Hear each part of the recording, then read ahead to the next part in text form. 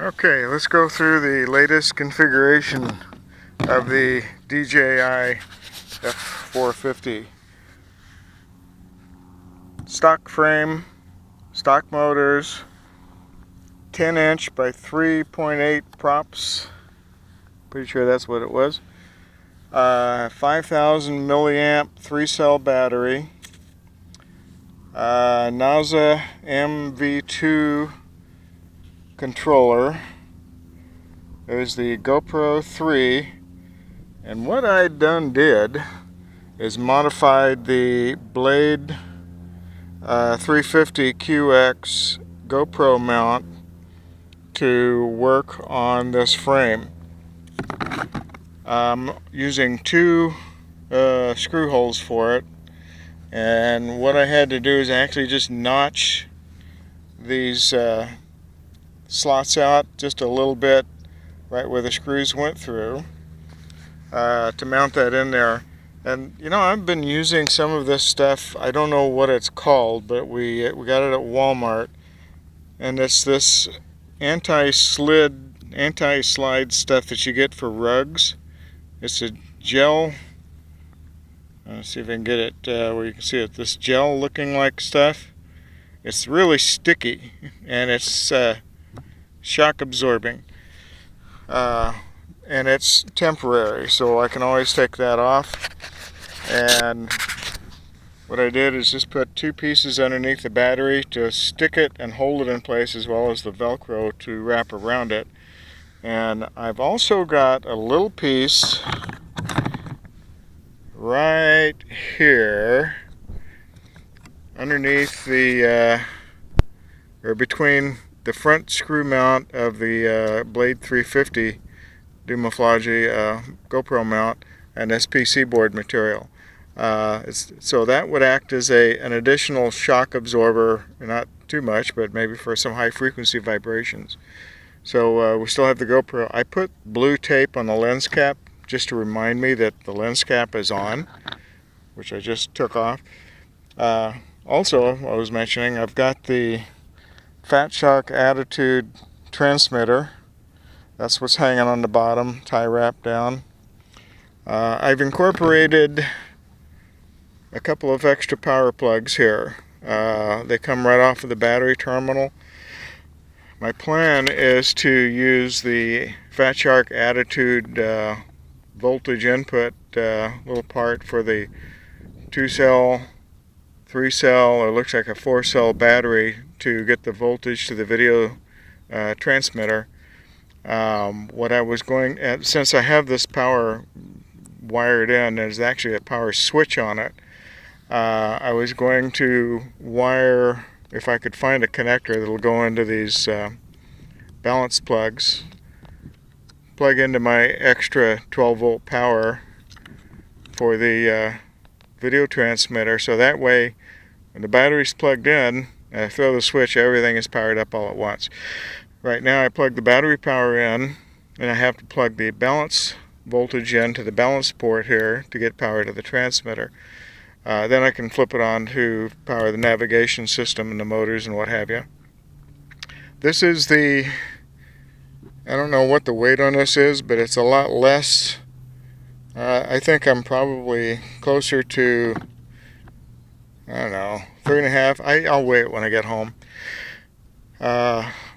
Because so far, the mounting I had before, and I'll go through this, I'll show you the pieces I had on there. I couldn't use the 9-inch props because of the parts that were coming out, it was hitting it.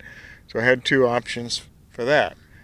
Either put a spacer on the motor to raise them up about 1 inch, or get the heavy lift kit, which actually stretches the motors back a little bit, just to use the 10-inch props. The heavy lift kit comes with 11-inch props.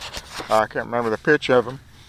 And I still may do that one of these days if I want to pull some more weight. But the system I had on there with the gimbal, it was just way too heavy for anything except the 3-blade 9-inch by 5 props on it. But I could only get maybe 4.5 minutes maximum flight time with this 5,000 milliamp 3-cell. Another experiment, as soon as I find one, a battery, is use a 4-cell around 4,000 milliamp hour just to get the speed of the props up a little higher. So maybe it would fly better, but I don't know if it'll fly any longer, so that remains to be seen. So I'm going to put the camera back on my hat, get my goggles powered up, transmitter powered up, everything set up, and see how long I can fly with this setup. Later.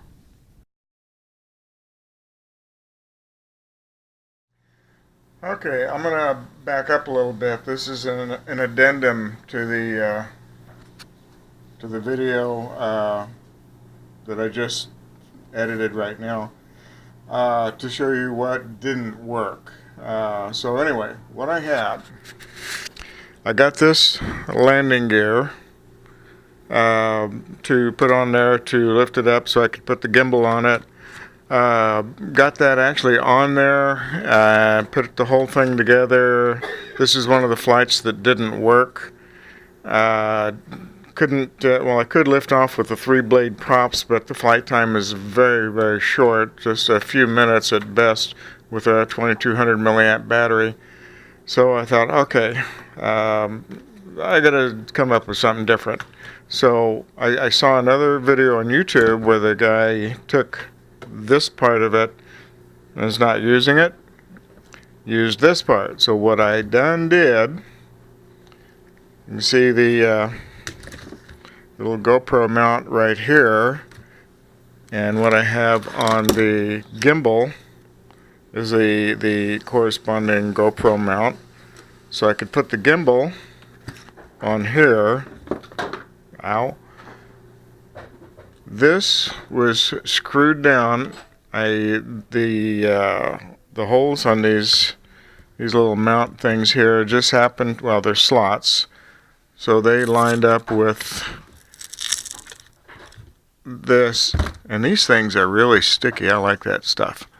They lined up with some, the screws. These two screws, or these two, I don't know.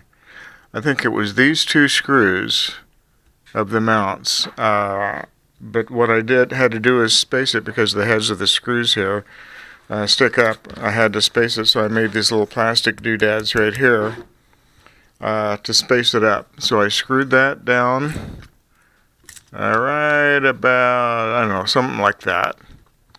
So I had the gimbal and the GoPro hanging off the front. Somewhere in here I had, it was up here on the top, I believe. I put the Sony TVL 600 FPV camera. The battery went in the back. It was strapped down with some of that sticky gel stuff. It was sitting in here kind of caca. It was actually kind of crooked like that because it wouldn't fit. Oh no, I had it like this. That's right. I had it standing up like that and Velcro strapped down. Now the issue I had though is with these 10-inch props, they hit the mount. Actually, they hit both ends, but I was just holding it on there. Anyway, they would hit these little things, and I couldn't move this back any further because the gimbal was hitting this PC board. It sort of worked all right if it would have worked with the smaller props, because I could put this battery in different positions here to get the weight where I wanted it, to get it good balance on it. Good idea, but the whole thing with this, the gimbal, the battery, the whole bit, with a 9-inch props was over 4 pounds. I think it was 69 ounces, which is 64, like 4 pounds, some odd ounces. Anyway, and it was just too much weight for those little 9-inch props. Even the 3-blade was barely able to get it up and try to do anything more than a few minutes. So that's when I scrapped that idea, took this off, took the gimbal off, went back to some of the basics. And if you actually hold all of this stuff, just the gimbal and that bracket, nope, it's a little lighter than the blade. But anyway, it was just a lot of stuff on there. So, but I wanted to get the 10-inch blade props on there. The only way to do that is to get rid of the mount thing that I had. So anyway, this is the latest configuration. This is actually, I can't leave anything alone.